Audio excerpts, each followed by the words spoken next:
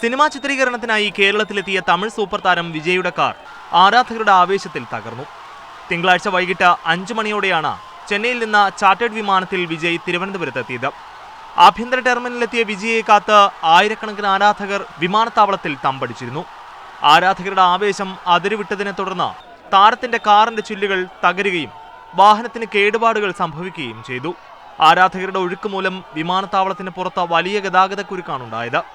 ഇതിന്റെ ചിത്രങ്ങളും വീഡിയോയും സമൂഹമാധ്യമങ്ങളിൽ വൈറലാണ്. വിജയ് സഞ്ചരിച്ച ഇന്നോവയ്ക്ക് ചുറ്റുമായി ഒരു വലിയ ജനക്കൂട്ടം തന്നെ ഇരമ്പിയാർക്കുന്നത് കാണാം. പോലീസ് ആളുകളെ അടിച്ചോടിക്കുന്നുമുണ്ട്. കാറിനുള്ളിൽ നിന്ന് ആരാധകരെ ക്ഷമയോടെ കൈവീശി ആൾക്കൂട്ടത്തിൽ നിന്ന് പുറത്തു പോകാൻ ശ്രമിച്ച വിജയിയെ ഒരു നോക്ക് കാണാൻ വേണ്ടി ആരാധകർ അദ്ദേഹത്തിന്റെ കാറിനെ വളയുകയായിരുന്നു. ആരാധകരെ ശാന്തരാക്കുന്നതിനായി അദ്ദേഹം കാറിന്റെ സൺറൂഫിൽ നിന്ന് കുറച്ചുനേരം കൈവീശി കാണിക്കുകയും ചെയ്തു. ആരാധകരുടെ തള്ളിക്കയറ്റത്തിൽ കാറിന്റെ ചില്ലുകൾ തകർന്ന സീറ്റിലും താഴെയുമായി വീണുകിടക്കുന്ന ദൃശ്യങ്ങൾ സമൂഹമാധ്യമങ്ങളിൽ പ്രചരിക്കുന്നുണ്ട്. ഡ്രൈവറുടെ സീറ്റിനകത്തും ചില്ലുകഷ്ണങ്ങൾ കാണാം.